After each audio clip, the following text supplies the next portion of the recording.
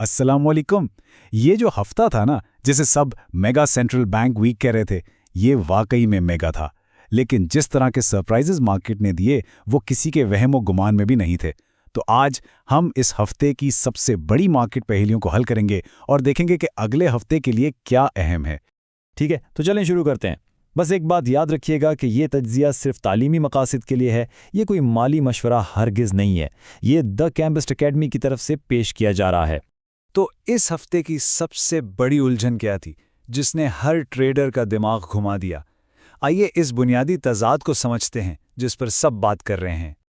यही वो सवाल है जो सबके जहन में है। भाई, अमरीकी मईशत से आने वाली सारी खबरें डॉलर के लिए मुस्बत थीं। फेडरल रिजर्व का रवैया सख्त था। इन्फ्लेशन का डाटा तवक्को से तकरीबन दुगना आया।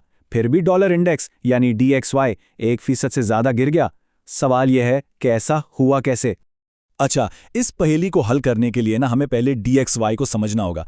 इसको ऐसे समझें जैसे ये डॉलर का टीम स्कोर है। ये सिर्फ अमेरिका की कहानी नहीं है, बल्कि ये डॉलर की कारकर्दगी है 6 दूसरी बड़ी करेंसियों की एक टीम के खिलाफ। अब जरा इस टीम की बनावट को देखें। यूरो अकेला ही आधे से ज़्यादा मतलब तकरीबन 58% वजन रखता है और पाउंड का भी तकरीबन 12%। इसका मतलब ये हुआ कि ये दो करेंसियां मिलकर DXY की सिमत पर तकरीबन 70% असर डालती हैं। समझें कि ये इस टीम के दो सबसे कीमती खिलाड़ी हैं। तो असल बात यह है, डॉलर के गिरने की वजह अमेरिका में नहीं थी। असल कहानी तो कहीं और से आई, और यही इस हफ्ते का सबसे बड़ा प्लॉट ट्विस्ट था। और ये आया था बैंक ऑफ इंग्लैंड की तरफ से। और ये देखें, यहां बिल्कुल वाज़ेह हो जाता है कि हुआ क्या था। फरवरी में बैंक ऑफ इंग्लैंड का वोट 5-4 था, मतलब 4 मेंबर शरह सूद कम करना चाहते थे।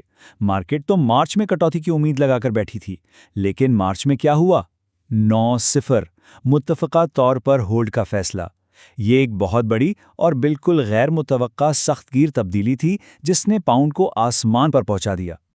और ये रहा जवाब। इस डेटा को देखें, पाउंड में 1.29% और यूरो में 1.21% का इजाफा हुआ।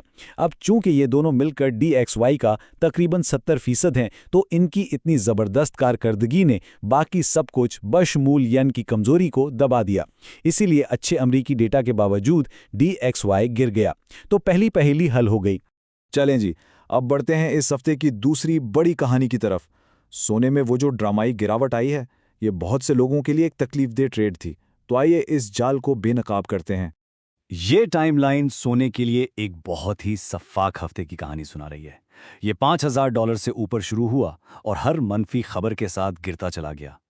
गरम PPI डेटा ने इसे $4870 तक पहुंचाया।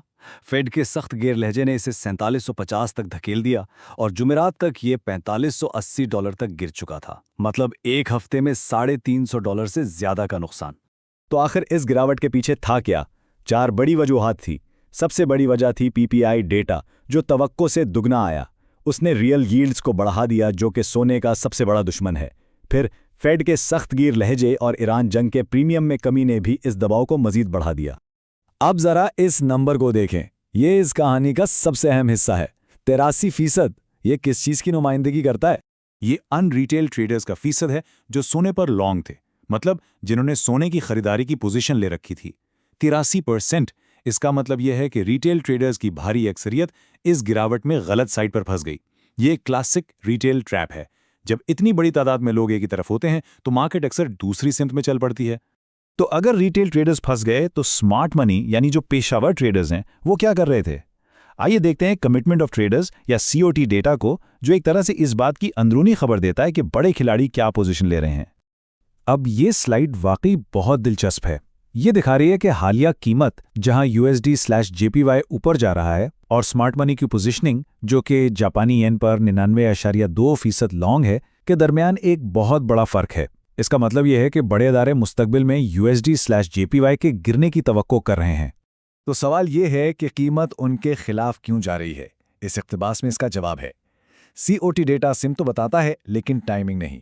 इसमें अक्सर 2 से 4 हफ्तों का वक्फा होता है। स्मार्ट मनी सब्र के साथ अपनी पोजीशन पर कायम रहता है, ये जानते हुए कि बुनियादी अवामिल आखिरकार कीमत को उनकी सिमत में ले ही आएंगे। ये सब्र के बारे में एक बहुत अहम सबक है। ठीक है, बहुत हो गया तज्जिया। अब एक्शन प्लान की तरफ बढ़ते हैं। मार्केट बंद होने से पहले यहाँ कुछ वाज़ेह इक़दामात हैं जो रिस्क को मुनज़्ज़म करने के लिए किए जा सकते हैं। सबसे पहले ईरान की खबरों पर गहरी नज़र रखें। जंगबंदी या किसी नए हमले की कोई भी खबर इतवार को मार्केट में एक बड़ा गैप पैदा कर सकती है। दूसरा, पोजीशन का साइज कम करना चाहिए। जुम्मा को क्वाड विचिंग है, जिसका मतलब है कि बहुत सारे फ्यूचर्स और ऑप्शंस एक ही दिन खत्म हो रहे हैं, जिससे उतार चढ़ाव बहुत ज़्यादा हो सकता है। और तीसरा, अपने कीली लेवल्स को जानना बहुत ज़रूरी है। मार्केट खुलने से पहले अपने सपोर्ट और मुज़ाहमत के पॉइंट्स का अच्छी तरह से जायजा लें। ये टेबल इन खतरात का खुलासा पेश करता है। सबसे बड़ा खतरा ईरान की सुर्खियां हैं, जो मार्केट में एक बड़ा गैप ला सकती हैं। ओपेक्स का मतलब है आखिरी घंटों में शदीद उतार चढ़ाव, इसलिए पोजीशन का साइज कम करना एक समझदारी का काम है। और सोने के रिटेल ट्रैप को याद रखें, 83% लॉन्ग पोजीशंस का मतलब है कि 4750 से $5000 तक किसी भी रैली पर फरोख्त का शदीद दबाव होगा। आखिर में आइए आगे की तरफ देखते हैं और कुछ मखसूस कीमत की सतहें देखते हैं जिन पर आने वाले हफ्ते में नजर रखना जरूरी है। ये अगले हफ्ते के लिए हमारा गेम प्लान है। हर बड़े जोड़े के लिए किलीदी सपोर्ट, मुज़ाहमत और सबसे अहम माशी वाकया यहाँ दर्ज है। यूरो के लिए जुमरात को ईसीबी का फैसला सब कुछ है। यूएसडी जेपीवाई के लिए पीर को गवर्नर उवेदा की तकरीर अहम होगी। और सोने के लिए जुमा को आने वाले अमरीकी पीसीई इन्फ्लेशन डेटा पर सबकी नजरें होंगी।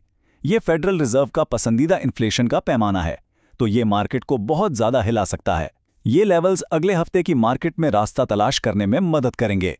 तो इस हफ्ते के तज्जिए के लिए बस इतना ही। उम्मीद है इससे मार्केट की पेचीदगियों को समझने में मदद मिली होगी। मजीद हफ्तावार तज्जिए के लिए हमें हमारे सोशल मीडिया हैंडल्स पर फॉलो करें। और सवाल ये है कि क्या रिटेल ट्रेडर्स सोने के जाल से निकल पाएंगे या स्मार्ट मनी का सब्र आखिरकार जीत जाएगा? महफूज ट्रेडिंग करें और हम अगले हफ्ते फिर मिलेंगे। अल्लाह हाफ़िज़।